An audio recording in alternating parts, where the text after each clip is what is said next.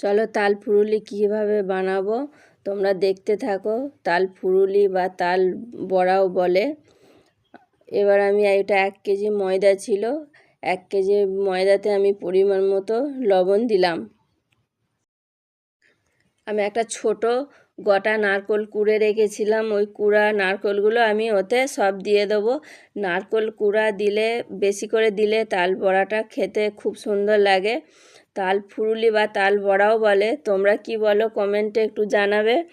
এবার আমি তার আগের দিনে আমি তাল চেঁচে রেখেছিলাম, দুটো ছোট ছোট তাল, ওটা ভিডিওতে দেখানো হয়নি। ওই তালটা আমি সব দিয়ে দেবো।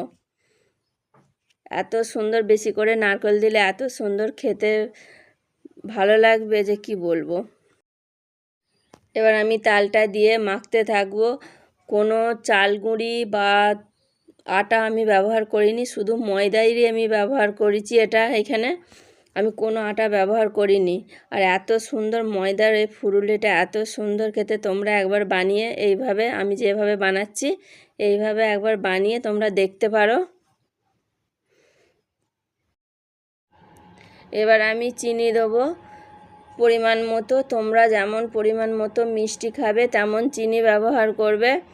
আর এই তাল ফুরুলিটা হচ্ছে মাখার কাছে যত মাখাবে তত তাল ফুরুলিটা নরম একদম তুলোর মতো হবে। আর এত সুন্দর খেতে, তোমরা একবার বানিয়ে দেখতে পারো। দেখো মাখানো হয়ে গেছে। এবার আমি 4-5টা এলাচ থেতো করে দিয়ে দিলাম। ভালো করে মাখাতে হবে, যত মাখাবে তত ফুরুলি নরম হবে। একবার তোমরা এটা বানিয়ে দেখতে পারো, খুবই খেতে সুস্বাদু লাগবে। দেখো মাখানো হয়ে গেছে। এবার আমি লাস্ট পজিশনে একটু সামান্য ওই যে খাবার সোঁটা দিয়ে দিলাম, দিয়ে ভালো করে মাখিয়ে রেখে দেবো।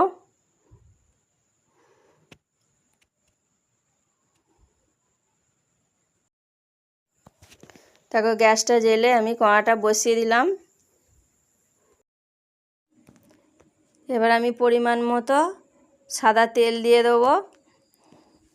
আর তোমরা কিভাবে তালের বড়া বানাও একবার কমেন্টে জানাবে তোমরা।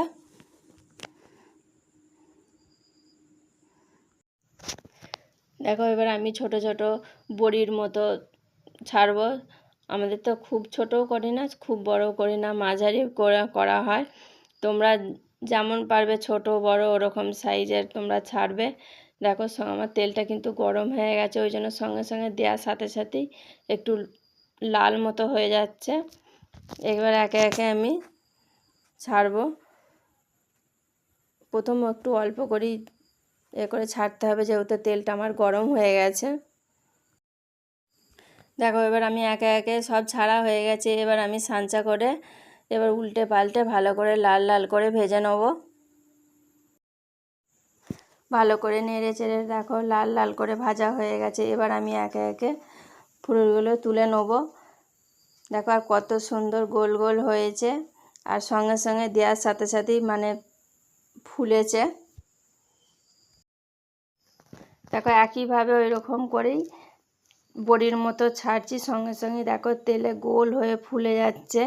মাখানাটা এতই সুন্দর হয়েছে, একবার তোমরা এইভাবে বানিয়ে খেয়ে দেখবে, খুবই ভালো। না চাল গুঁড়ি না কোনো ঝামেলা ছাড়াই দেখো এইভাবে সহজ পদ্ধতিতে এইভাবে ফুরুলিগুলো খেতেও খুব সুন্দর সুস্বাদু লাগবে। আর এইভাবে তোমরা বানিয়ে একবার খাবে, খুবই ভালো লাগবে।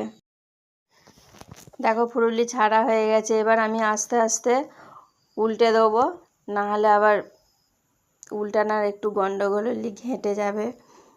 আস্তে আস্তে উল্টাতে হবে। কোঁয়াটা যেহেতু আমার ছোটো, ওই জন্য অল্প অল্প করেই আমাকে দিতে হচ্ছে। দেখো কত সুন্দর একদম গোল হয়েছে। দেখো